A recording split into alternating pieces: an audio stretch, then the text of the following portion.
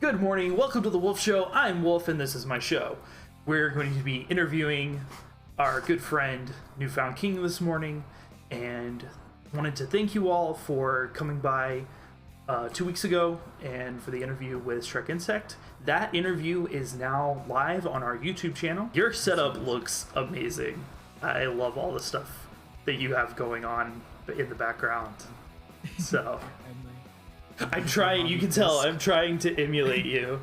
And on my bed, it's glorious. Hey, I mean, as long as there's not a bunch of crap piled up on it and unacceptable streaming stuff, I don't care. So, I don't even, I mean, come on, we've got hot tub streamers and stuff like that these days, like, you know, as long as it doesn't break terms of contract or terms of service, that's what I was looking for. Mm-hmm. The 20 minutes I was awake this morning cleaning off, like, this specific cut. There's nothing you can't, I mean, I do the same thing, like, you can tell, like, oh no, there's something in front of that stuff, but I'm normally sitting there, so you can't see. Mm-hmm. All right, good deal. So, my starting question, the one that I start with for content creators and everything like that is, how did you come up with your name, NewFoundKing? I know that's not the one, you don't really use that everywhere, right? It's, well, yeah, I know your gamer tag is a little bit different, isn't it? I think, or am I thinking of something else? I think you're thinking about Apex. Yes. And I have changed it from NewFoundKing to 404 King Not Found. That's amazing. So, I don't know. I thought it was kind of funny. It is. That's amazing. Replicating the error message with my name. Right? Especially, that's funny. I appreciate that. So I like throwing that in there a couple times if I feel, you know, a little quirky or something. Right. For my user. Right. As terms for the name NewFoundKing, so actually I don't think any of you know my name prior. I used to be DJ Final Form, and that used to be like a name I like DJ'd with or made music on. Right. That's and then amazing. I wanted to transition a bit into gaming, but DJ Final Form wasn't really cutting it. And then at that point in my life, I was like in a very hard mental state just because I went through like a bad breakup. Right. So I went through a bad breakup, bad mental state, and I started making jokes towards my friends that like, oh, I'm a king, and that stuff, and it kind of helped boost my mental a little bit. Yeah. Giving me that little like self-worth, I guess. And yeah, it just kind of led. It just came from that. NewFoundKing, yeah. Ah, I love it. Well, and I mean, that's such a positive spin on like boosting yourself up and then taking that and turning it into a name and claiming it as like, this is your thing, and being able to make something really positive out of that, even if it's just a joke that you started. And then, you know, I love that. That is so cool. So how did you get into content creating? You just said that you did DJ, which I consider content. You know, like you can't DJ without being entertaining, and content creation is entertainment. So how did you get into that, if you don't mind me asking? Into to DJing, yeah, because unless that wasn't your start to content creating. Actually, I started streaming and DJing around the same time. Around the same time? Very cool. Yeah. So I was probably in high school, I believe. Um okay, I'll start from the very Okay. beginning. So in like grade 9, um I like was really into music. I really Yeah. liked music and all that stuff. And so I wanted to find a way to turn that into like a hobby or into Right. like an actual career potentially. And I went to a school that taught me um well it was more like a boot camp. Like this one school near my place like has a program where you can go stay there for about 2 weeks and kind of like practice some of the things they offer. Yeah. And so I went and did that in about grade 9ish or so, and I fell in love with it. I really enjoyed like music and all that stuff that went with DJing. Yeah. So I then proceeded to like think of a bunch of different names and a bunch of different like what I could maybe do. Yeah. I initially landed on Neon Skull, which is very far from what I have now. So you were saying when you said that was like ninth grade that you were coming up with that. That's that right. I mean, come on, that's right in there in that age bracket of like that's what you're gonna come up with, right? Mm-hmm. So that was like the first ever like deep stuff. And around that time is when I started getting heavy into League of Legends. I started watching like Worlds and stuff like that at that point. Yeah. And I was like, oh, this is actually a pretty cool game. I want to try it out. And that spiraled into a not 9, but like a long time of playing League of Legends. It does seem to be the kind of game that like sucks you in and really really pulls you in from what I've gathered. I've never played it, but seems to be that type of game. Yeah. And so kind of like going around at the same time is when I started kind of like uploading some YouTube videos. I started streaming a little bit. But it was like not consistent enough because I also had to focus on like school. Of course. And all that. Especially when you start doing stuff that young. Exactly. Which then proceeded for me to kind of like want to rebrand myself and like actually figure out something more permanent or more unique. And I came across Final Form or DJ Final Form for like my name because I wanted to kind of go into a ever changing, like I didn't want to limit myself to one thing. If I was to get heavy into music, I would want to like one song release kind of like a classic, not a classic, but like a kind of like a mellow song. The next one could be like a total hardcore like drum and bass. Like I didn't want to limit myself to one genre, and I wanted it to like constantly be changing and evolving through like time and experience. And that's kind of like where Final Form came up, is because it's like I'll never reach this point yet, or like you don't know where I'll stop evolving. This is not even my final form. Sorry, anime. Exactly. Yeah. I've been holding that in. I was like, I have to say it at some point. If you don't,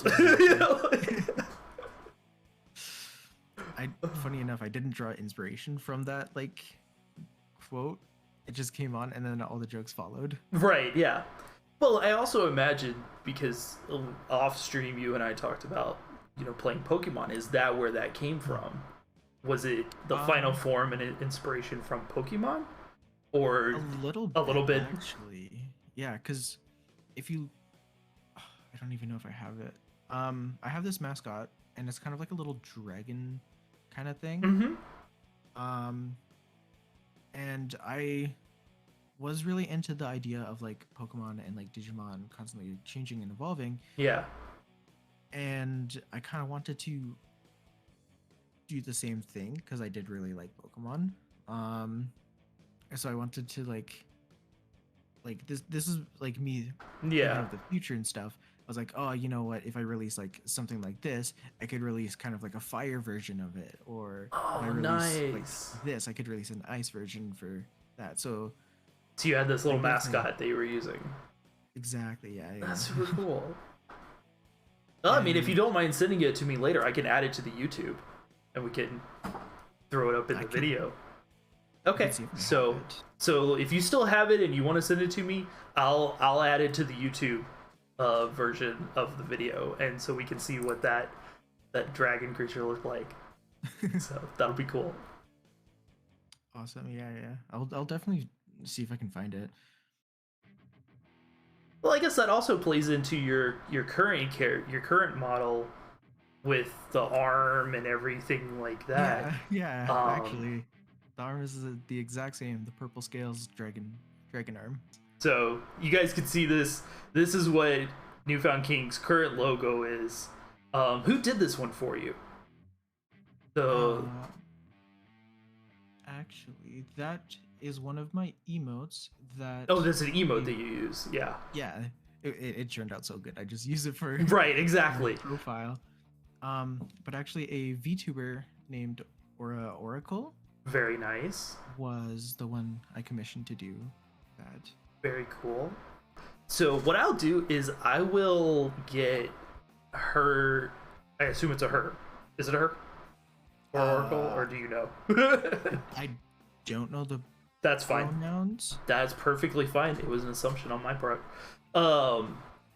So if I'll get their link from you, and I'll put that in the YouTube video as well. So if anybody sees it later and they're interested, I assume, do they do that on a regular basis? That's part of what they do, is making emotes and things like that. Yeah, I believe so. I have no problem promoting people. Like, it's not an issue. Yeah, Especially when they do such good artwork, you know. exactly. Yeah, I can definitely find the link to their socials and all that. Sweet. Do you remember the first thing that you put out? Like, to the web, you know, because it's such a thing of our generations. Music or gaming wise? It doesn't- Those I two mean, different things. Those are two different things, I know entirely, Yeah. but we were still kind of in that DJ, you being the DJ at this point, so so I assume was music first that you put out? Yes. Yeah. So, these things kind of all started at the. I'm gonna release something about my past that not many people know. I actually deleted it off the internet. That's fine. So around Whatever this you're time, comfortable I was with, sure. uploading 3 different types of videos. Okay.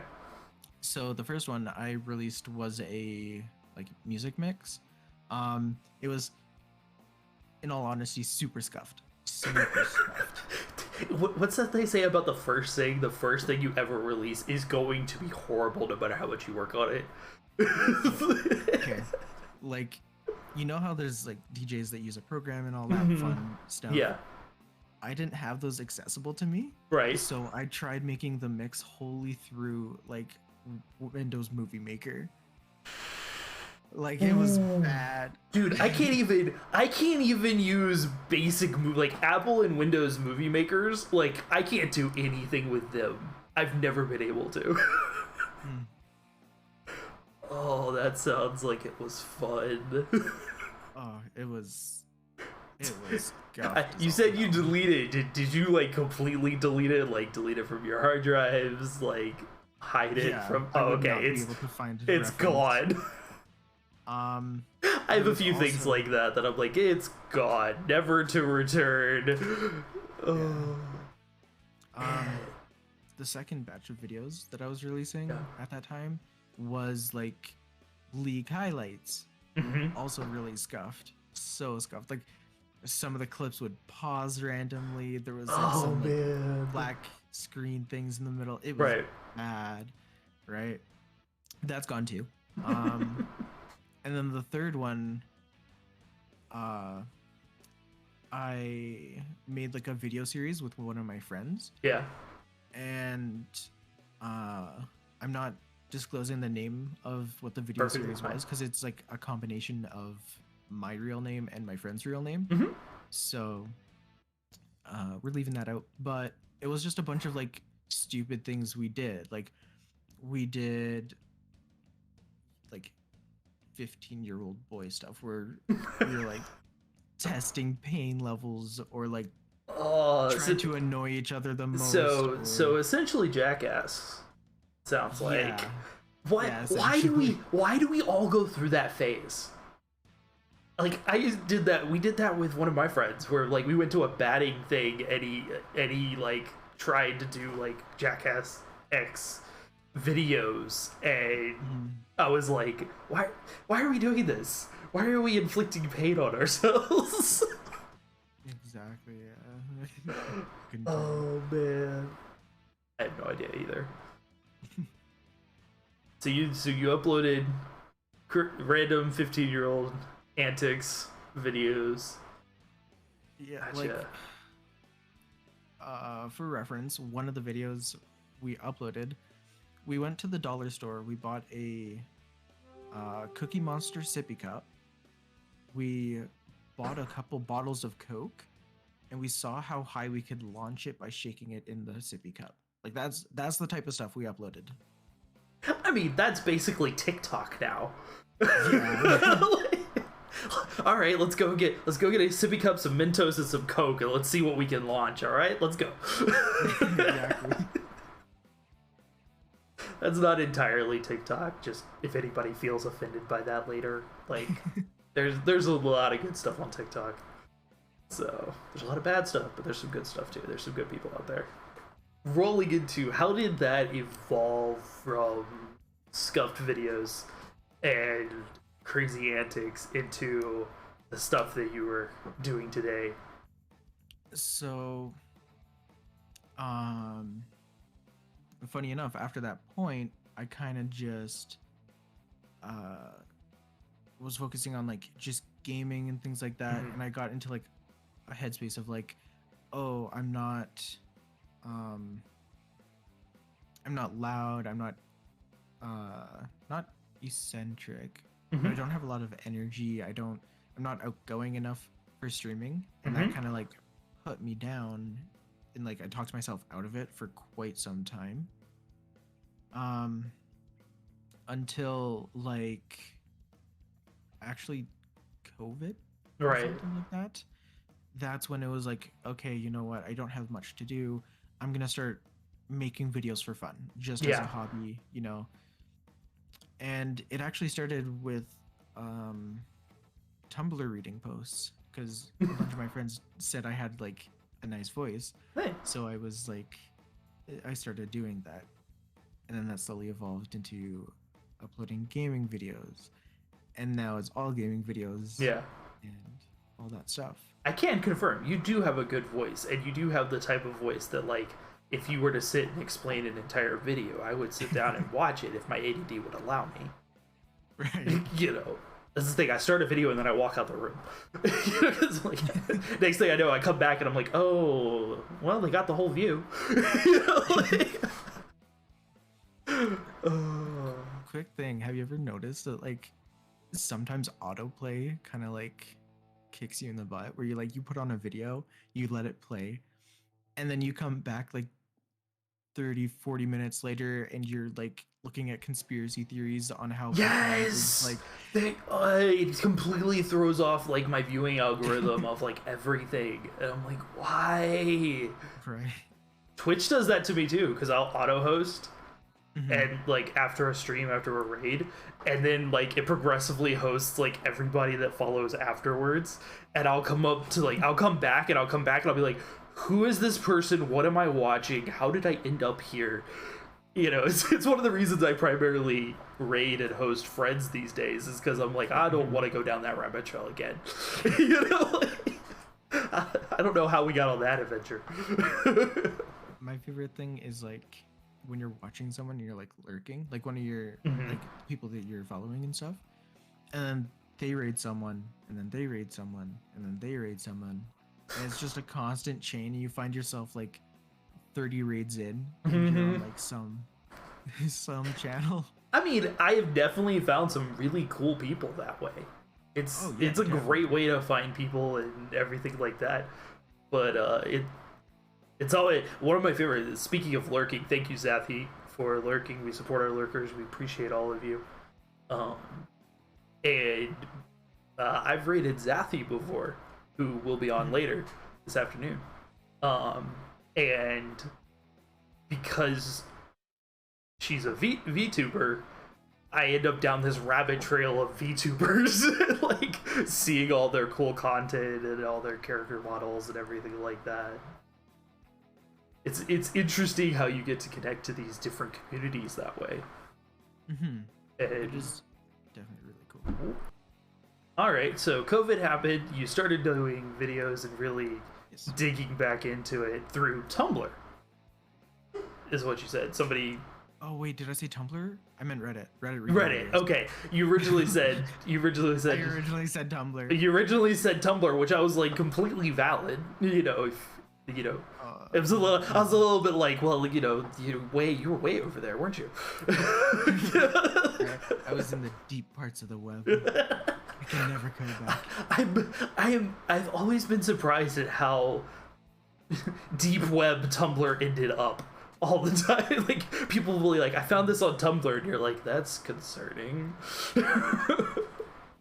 But that was like 5 to 10 years ago, right? Right. Like it's definitely cleaned up since then. Yeah.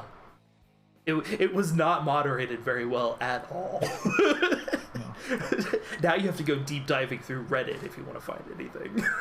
True. That's a few, like, Reddit is one of those things where, like, you stay at the surface, and if you really have to go looking, you be very careful. Take something with you because it will be dangerous.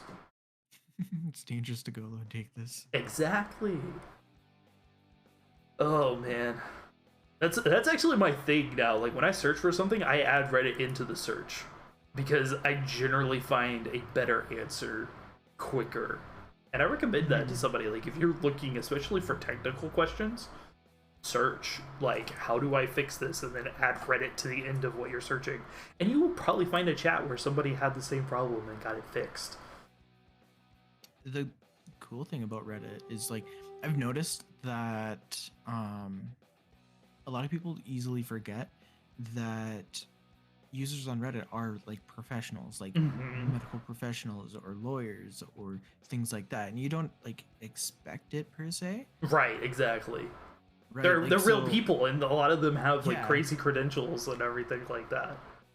Yeah, you could be like, yo, this is happening, and then someone could be like, hey, I don't think that's a part of like this. You should maybe check this out and look here and kind of see if that goes with your situation. And you're like, wow, I never would have thought of that. Right. But yeah, so I started with Reddit reading videos. That's amazing. Here's a plug for Stream Raiders. They just released Dungeons, which is a RPG style playthrough similar to these maps and stuff, but you're actually playing through areas, and I believe you're building parties to run through maps and things like that. Reddit. Talking videos, gaming videos, lots of League of Legends, and what would you say up to this point is your favorite accomplishment as a content creator? My favorite accomplishment? I wouldn't say, like, asking for the biggest accomplishment seems arbitrary because I feel like, you know, we look at that in the sense of numbers, but what's your favorite? Because, like, there's stuff that I've done that I'm like, it's only got like 100 views or something like that, but I'm so proud of it. You know, regardless of however many people watch this video, you know, on TikTok or on YouTube, I'm so proud of it that I don't even care. You know, Yeah. like, I'd love for it to blow up, but if it doesn't, I'm fine because I love it. So that's kind of what's that accomplishment or goal that you're just like, yes, I love this. So a couple things. Mhm. One of my favorite accomplishments that I had was that I hit, what is it? Not affiliate. No, affiliate. Affiliate's before partner. affiliate is before partner? I hit affiliate in a 2-week span from the support of like everyone. That's really amazing. It took me 2 months. That's amazing. I low-key cheated because, like I said, I was streaming before, right? So I right, had exactly. followers. Yeah. So I just needed the time and the averages and everything like that. Yeah. But I was averaging about like 9-10 people per stream at times. That's amazing. And so yeah, so many people helped me get to that point, and then I just fell in like a very bad like headspace, and I haven't streamed since for about 4 or 5 months. Oh no. I should definitely get back to that. Thankfully, the affiliate status is still active. Normally, unless you have a mark against you, it goes for a year. Because I took a break for about three months with the move and new job and everything like that. So coming back into it is not a bad thing, but I do understand, like, you have to be in a good health space. And which I think a lot of people don't. They see the views, they see the excitement, they see the highlights on other social media, and they think that's how it is. That's how it always is, and it really isn't. You know, and you can hit those, even let's excluding external life events. You know, you can hit hard places in streaming. Because I know I did right before I took my break. I had to revamp what I'm doing. It's the whole reason I'm doing this show and flipping my Discord and everything like that. So do you feel, since we are talking about mental health as one of the tags today, do you feel like you're working through that and want to come back to streaming? At a point, I do wish I can come back to streaming. The biggest thing is it's hard for me to find motivation or things like that. Yeah. Because like some days I'll like lay in bed and not get up at all, even though I have like some plans or things like that until like the very, very last minute. So like there's definitely that. It might be harder for me just because I have been like diagnosed with like chronic depression, which is generally like a lifetime, right? Right. Like, it's like super serious lifetime stuff, right? So instead of like finding a way to work through it, I'm more looking for a way to work with it. And in the end, it just comes to like, you know, how I'm feeling that day, right?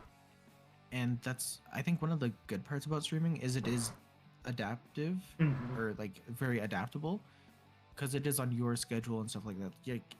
Like it's good to have a schedule so people can come like at a certain time and always be ready to watch you. Yeah, but it's not mandatory. Exactly. So it definitely helps a little bit. But yeah, to answer your question, I do hope to come back sometime. Well, jumping on that, where you said like it is mandatory, like I normally stream on Thursdays for my gaming portion of my streaming, and with the new job this week, I didn't. I had way too much going on. I had to do stuff to prep final checks at the old job, you know, like that kind of stuff, prepping for, we got our table delivered today, you know, prepping for stuff like that, like, and then also was just tired, you know, like it's a lot of new information and everything like that, and you can't feel like you're locked in. Like I imagine, especially as your numbers increase and as more people are watching you, you feel that pressure to be locked in. But I think that was one of the biggest things that like I noticed when I started seeing bigger streamers and them talking about how to stream and how to do it, was reminding your viewers that they don't own you. You know, you get, especially with celebrities and our access to people you know, we have access to celebrities 24/7 on social media, but then also on their content of movies or videos or things like that. You reach that point of like people can build that feeling of ownership over them. Like, you are this person, therefore you must give me what I want. Yeah, and go ahead. sorry, yeah. No, go ahead. I was just gonna comment on it. It's a lot of people forget that content creators are vastly different than like celebrities and things like that. Like Ryan Reynolds, he gets paid to like show up to places and do meet and greets and like do movies and stuff like that, while content creators, most of them are doing like their stuff for free. Like, you don't have to go and like pay $20 to watch a stream, right? Like, everything is voluntary for content creators, right? So a lot of people kind of like forget that and overstep that boundary a little bit, where they do think like they're entitled to your content. So yeah, definitely, like you were saying, it's well, and it's in a direction that I think a lot of streamers and stuff like that, you have to build that confidence. Like, you know, we have to hit affiliate to get money from Twitch as content creators. But you do have other avenues of donation through other setups and everything like that. And there are people and stuff like that. You can set up Patreons and things like that where you can only get access to things if you pay for them. And so I think there is that balance between payment to view and everything like that. And again, like you were saying though, that Ryan Reynolds signs contracts that say, I will do this for X amount of money for your business. I will do this for blah, blah, blah. There's piles and piles of legal documentation for his protection, for the company's protection, for everything like that. And streamers like us, we have casual agreements with Twitch as onboarding with Twitch. But our job, so to speak, is to protect ourselves through moderators and tools and everything like that. So while we are in an agreement with them, we are not protected by them, you know. And we do have the ability to back out. We are not required to stream by Twitch or anything like that. You know, I have to show up Monday morning to my job to continue to stay employed, you know. But if I choose to, thank you for that epic, Zathy. I like acknowledging those. But if I decide in 2 weeks to just completely stop the Wolf Show and move on, the only repercussions are going to be my viewers will be disappointed, and you know that could snowball into something worse, but it's unlikely to. Yeah. So, but also on the contrary, at what point are you not entitled to, but like at what point is it where you have to like give back to your community? Because like if you're getting like 10 people subscribing to you, they're subscribing to you to watch your content, right? Yep. And so you do have sort of a responsibility to kind of deliver that. No, I think that there is like a balance that you have to do. There is a balance to it. I completely agree. And you know, if you know someone doing what I'm doing, if you built up to, you know, 10 viewers, 100 viewers subscribing, 1,000 viewers subscribing, and all of a sudden someone said, F it, I'm done, you know, I would recommend, you know, refunding your thing. You know, exactly. I wouldn't go so far as some people do, where they try to get everything that they've ever given refunded. You know, if someone just stops content creating. But for that particular time period where they decided they were going to leave, I believe you are entitled. You paid for a month of extra entertainment and emotes and access to that kind of stuff, and they did not deliver. That's just a common agreement that you agree, like, I'm going to produce for you. You know, Yeah. my goal is to do decently long streams twice a month with as much content as I put together. That's in my head when people are subscribing to that. My goal is to produce that. You know, and someone might not decide it's not worth the $5 a month or the Prime subscription or something like that. Perfectly valid. I'm perfectly fine with it. You know, so It goes both ways. We're not exactly entitled to them supporting us. They're not entitled to our content, but it's like a mutual agreement. Yeah, and I feel like building on those relationships and mutual understanding is, as a content creator, and you can tell me what you feel about this, is like, as someone who's trying to come back and understanding your goals with what you're dealing with as a, you know, something that you know you're stuck with, unfortunately, with being diagnosed with chronic depression. That's a load. That's gonna literally, I mean, the mental load of that, I can't even imagine, is astronomical, you know, for day-to-day stuff. And then you're like, okay, now I have to add streaming on top of that. Wow. You know, so, you know, I can see where having to take into that consideration of like how you're going to come back into streaming and how you're going to schedule it around your life, and, you know, not even just with, what's the terminology now? I can't keep track of, are they calling it an illness or a disease for depression, or I don't know what the political right. What did they say when they told, you know, like, it's just depression, you know. I consider myself to have a mental illness. A mental illness. Okay. Yeah. You know, so, and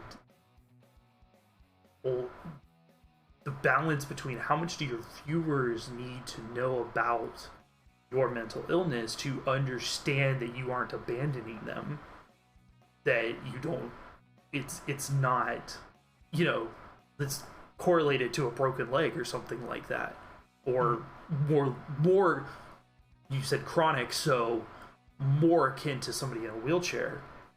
You know, you only can do so much within this spectrum. You know, how do you feel like is an acceptable information back and forth force that of like, how much access do you believe your viewers deserve to know from you?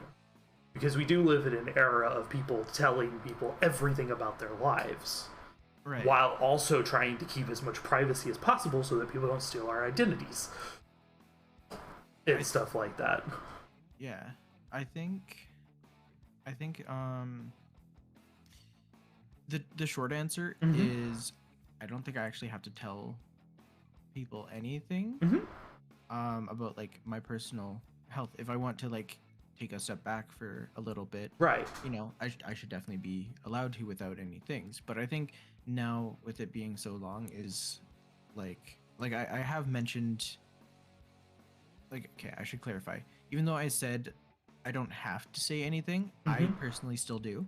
Right. I'm sure you've seen a couple of my posts on like Twitter, or right, like maybe if you've read like a YouTube video or something like that, in the bottom it's like, hey, you know, sorry for like the late upload, or sorry for all this. It's just I've been going through like a little tough time, right? Like, I tried to make it, I kind of tried to be transparent with things about it, but that's personally just me. If I'm having like a hard time or like I'm struggling, I will definitely like, you know, let people know that I'm sorry for the delay and stuff like that. But it's also because I'm not getting paid by anything. So that's kind of like why I also have that mentality of like, I don't have to actually let people know, is because all my stuff is voluntary. And like I said, I did start it as a hobby, right? Exactly. Yeah. So But definitely for like, you know, people who do have subscribers and like a large following and all that stuff who tune in on a regular basis and do kind of like expect it. Mm-hmm. I feel like it's more strict to them as to Mm-hmm. like letting people know kind of like what's going on. Like if you're having like a bad day or something like that, you're gonna let people know that, hey, no stream Yeah. today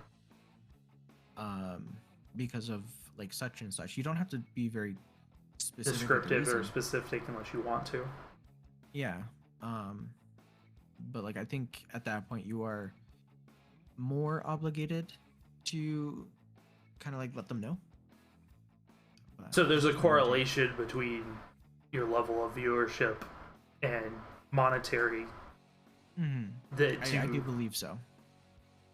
so, but you personally don't feel like you said you don't feel like you have to, you know, text all of your viewers and say, or upload a tweet or something like that and say, I'm going through X, Y, Z, and B and A, you know, through the whole alphabet of what you are exactly dealing with, you know, but you do inform them of this and that because why? Just as a connecting with them, or you want As to them? yeah, just given like a little heads up or something like that. It um how do I put this into like words? It's kind of hard to think. I Yeah, I know it kind of normally just blindsided you with that question a little bit. no, it's okay.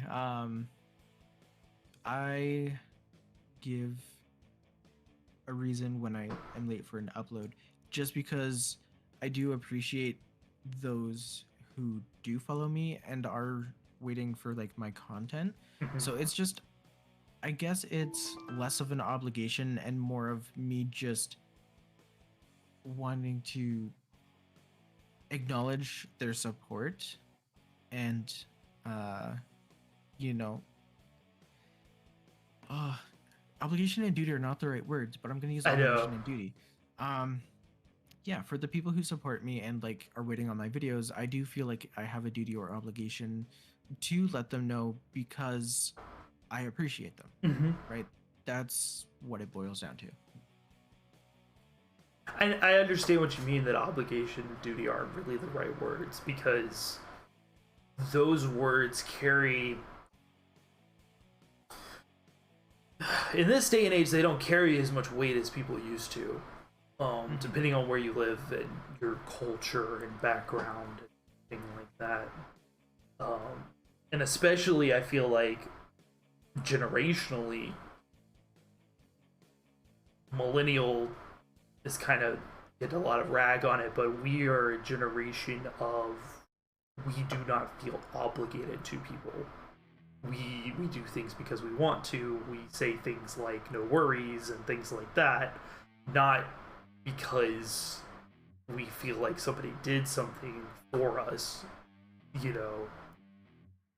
Because I think I read somewhere one time, I remember reading somewhere where somebody asked, why don't, you know, millennials say, you know, thank you and you're welcome for as much, or what was it?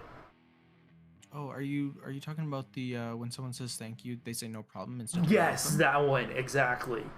And how the difference comes largely from millennials don't view things as an inconvenience. Even if we are inconvenienced, we don't impart that inconvenience onto other people. You know, it's we don't feel obligated to thank people, you know, or say you are welcome, because our mindset isn't of that. You know, you came into my place of business or something like that, and you did not bother me while you did so. You know, like, granted, I was, you know, I feel like I adopted the no problem, no worries versus how I was raised, which was, you know, you're welcome and thank you, and no problem, you know.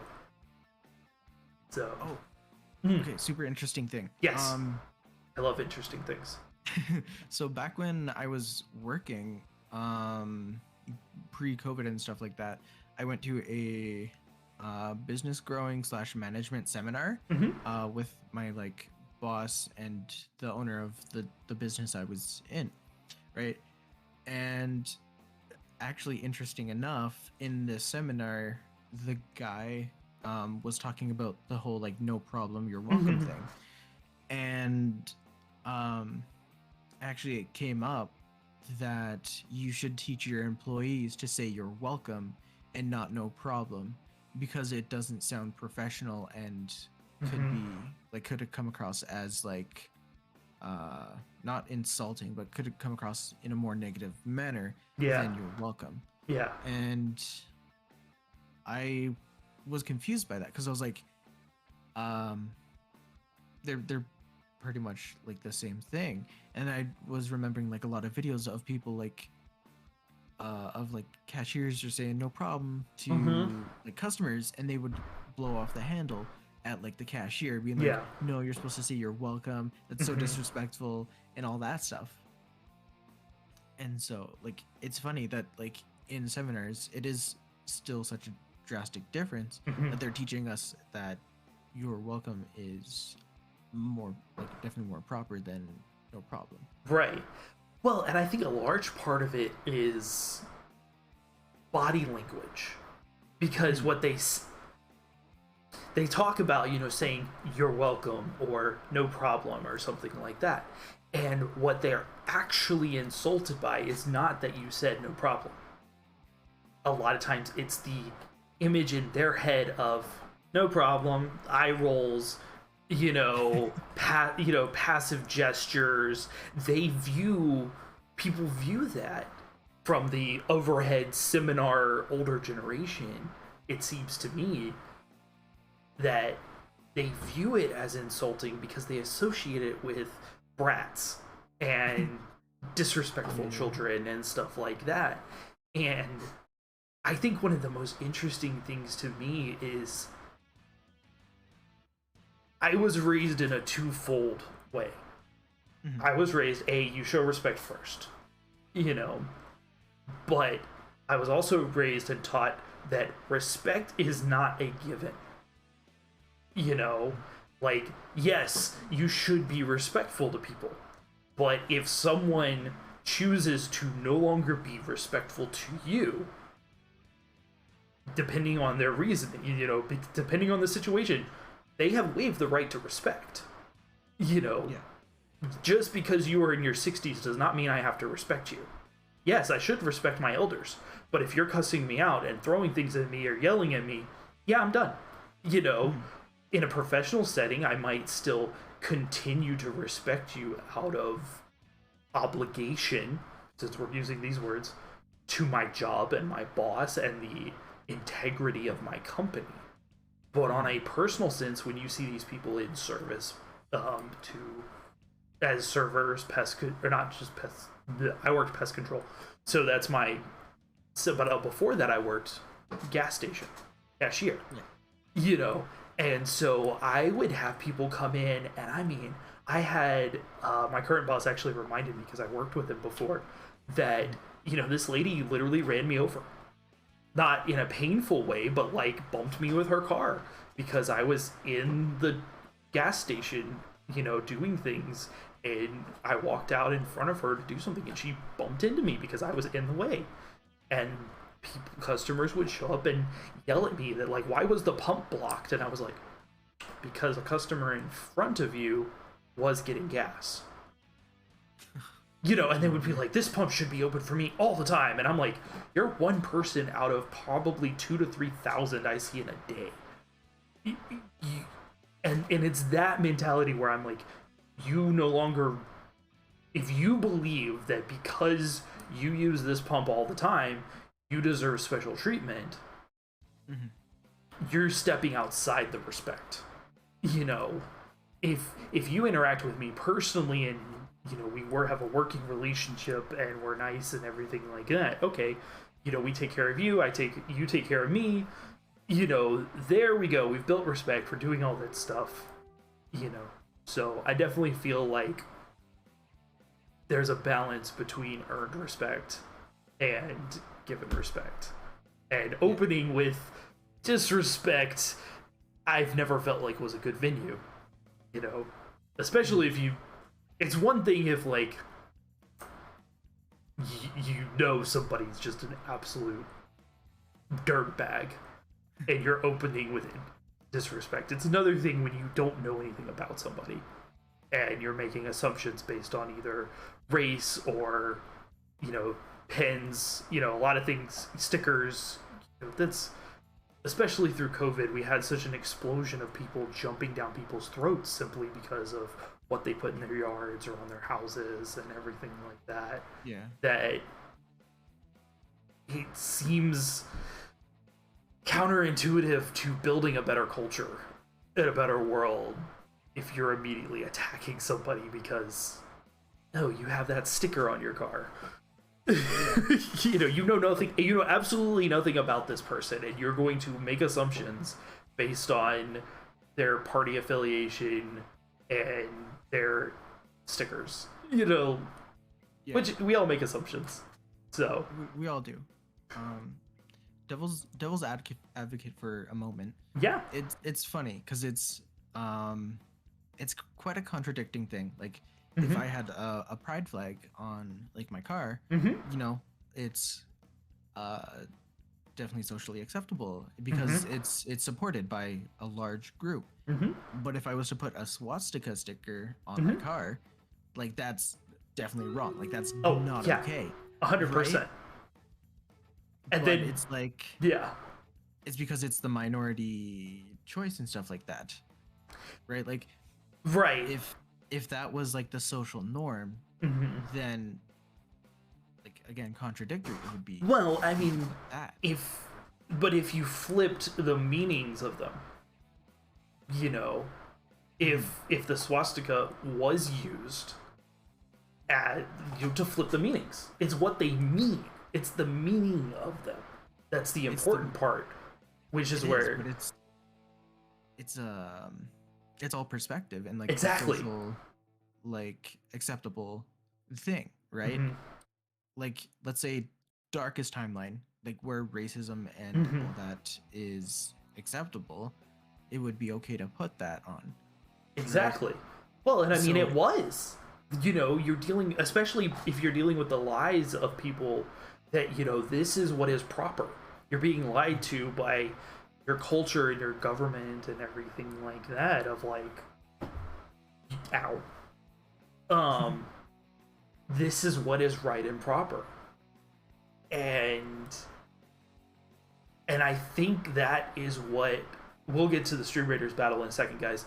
I feel like that's what we're dealing with and battling with as a culture in a country in the US, is people are associating things like Black Lives Matter, Pride, what's another positive one that's been attacked a lot recently?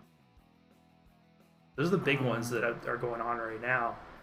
I'm trying to think if there was another group. I know there's like ACAB, but that's more of like, I don't know, a little bit of negativity.